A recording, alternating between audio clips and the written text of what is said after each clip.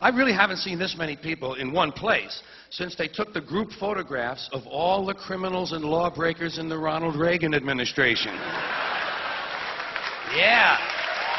Yeah, oh. 225 of them so far.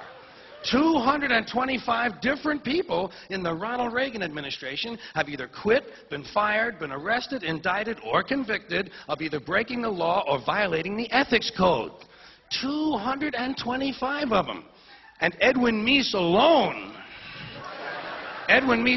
has been investigated by 3 separate special prosecutors, and there's a 4th one waiting for him in Washington right now. 3 separate special prosecutors have had to look into the activities of the Attorney General. And the Attorney General is the nation's leading law enforcement officer. See, that's what you got to remember. This is the Ronald Reagan administration we're talking about. These are the law and order people. These are the people who are against street crime. They want to put street criminals in jail to make life safer for the business criminals. They're against street crime.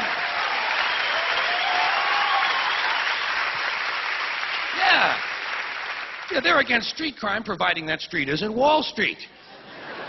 And the Supreme Court decided about a year ago that it's all right to put people in jail now if we just think they're going to commit a crime.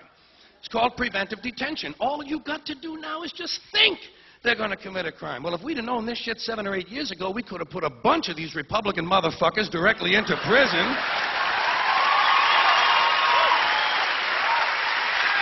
Yeah.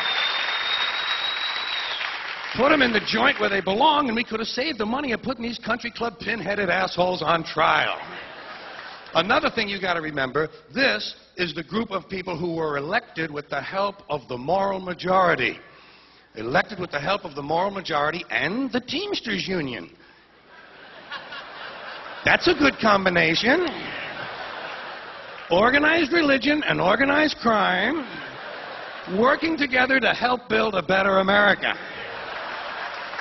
Another thing.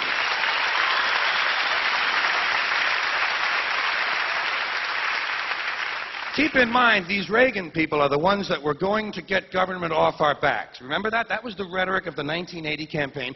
We'll get government off your backs and out of your lives. Yeah, but they still want to tell you what magazines you can read, and they still want to tell you what rock lyrics you can listen to, and they still want to force your kids to pray in school, and they still want to tell you what you can say on the radio. The FCC, the Federal Communications Commission, decided all by itself that radio and television were the only 2 parts of American life not protected by the free speech provisions of the First Amendment to the Constitution. I'd like to repeat that because it sounds vaguely important. The FCC, an appointed body, not elected, answerable only to the president, decided on its own that radio and television were the only 2 parts of American life not protected by the First Amendment to the Constitution. And why did they decide that? Because they got a letter from a minister in Mississippi. A Reverend Donald Wildman in Mississippi heard something on the radio that he didn't like. Well, Reverend, did anyone ever tell you there are 2 knobs on the radio? Knob on the radio.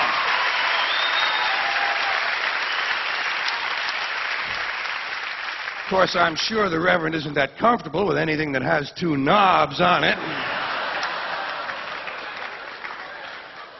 But hey, Reverend, there are 2 knobs on the radio. One of them turns the radio off, and the other one changes the station. Imagine that, Reverend. You can actually change the station. It's called freedom of choice, and it's one of the principles this country was founded upon. Look it up in the library, Reverend, if you have any of them left when you finish burning all the books.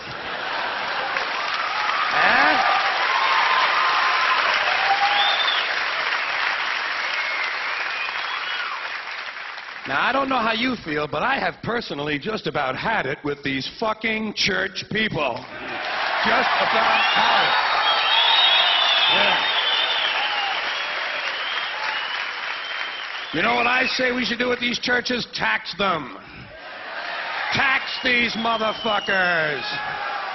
If they're so interested in politics and government and public policy, let them pay their fucking admission price like everybody else. You know what I mean? Tax them. Hey, the Catholic Church alone could wipe out the federal budget deficit. if all you did was tax them on their real estate holdings. And speaking of real estate holdings, let's get back to Ronald Reagan and his criminal gang. When last we left them, they were going to get government off our backs. Yeah, but when it comes to abortion, they don't mind government being in a woman's uterus, do they? Yeah, backs are no good, but uterus is okay by them. These people call themselves right-to-lifers. Don't you love that phrase? And don't you love the way these kind of people pervert the English language, right-to-lifers? You realize that most of the right-to-lifers are in favor of the death penalty? And they support the South American death squads, and they're against gun control, and they're against nuclear weapons control. When they say right to life, they're talking about their right to decide which people should live or die. So these right-wingers, you know, so these Reagan people, these right-wingers in general, these crypto-fascists, they're against homosexuality. They're against pornography. They're against sex education. They're against abortion. Yeah, they're going to get government off your back, but they're going to tell you how to live your sex life. And let me ask you this, how would they know anything about it? Have you ever taken a look at those people? No wonder they're afraid of their bodies. Take a look at them. Doesn't it strike you as mildly ironic that most of the people who are against abortion are people you wouldn't want to fuck in the first place? Doesn't it strike you a little strange?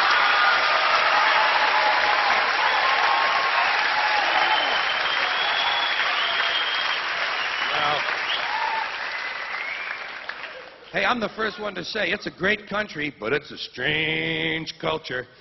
This is a place where alcohol ruins more lives than cancer, and everybody gets upset when some athlete gets hooked on cocaine. You know, Time magazine and Newsweek, they put cocaine on the cover, but they put the liquor advertisements inside the magazine. It's the old American double standard, you know, say one thing, do something different. And, of course, the country is founded on the double standard. That's our history. We were founded on a very basic double standard. This country was founded by slave owners who wanted to be free. Am I right? A group of slave owners who wanted to be free. So they killed a lot of white English people in order to continue owning their black African people so they could wipe out the rest of the red Indian people and move west and steal the rest of the land from the brown Mexican people, giving them a place to take off and drop their nuclear weapons on the yellow Japanese people. You know what the motto? You know what the motto of this country ought to be? You give us a color, we'll wipe it out. You got it. So anyway, about 80 years after the Constitution is ratified, 80 years later, the slaves are freed. Not so you'd really notice it, of course. Just sort of on paper. And that was, of course, during the Civil War. Now, there's another phrase I dearly love. That is a true oxymoron if I've ever heard one. Civil War. Do you think any country could really have a civil war? Say, pardon me. I'm awfully sorry. I'm awfully sorry.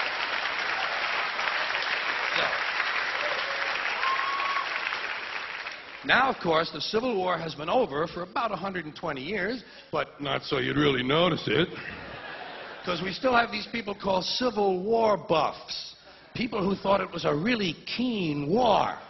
And they study the battles carefully, and they try to improve on the strategies and the tactics to increase the body count, in case we have to go through it again sometime.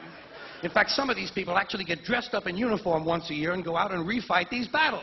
You know what I say? Use live ammunition, assholes, would you please? You might just raise the intelligence level of the American gene pool. But what do you expect? Hey, come on, this is a warlike country. We come from that Northern European, basically the Northern European genes, the blue eyes, those blue eyes. Boy, everybody in the world learned real quick, didn't they? When those blue eyes sail out of the north, you better nail everything down, motherfucker. Nail it down, strap it down, or they'll grab it. If they can't take it home, they'll burn it. If they can't burn it, they'll fuck it. That's what happened to us. And it's a warlike country. Come on. I mean, forget foreign policy. Even the domestic rhetoric is warlike. Everything about our domestic policy invokes the thought of war. We don't like something in this country, we declare war on it. The war on poverty, the war on drugs, the war on crime, the war on AIDS, the war on cancer. We got the only national anthem that mentions fucking rockets and bombs in the goddamn thing. You know what I mean? All right.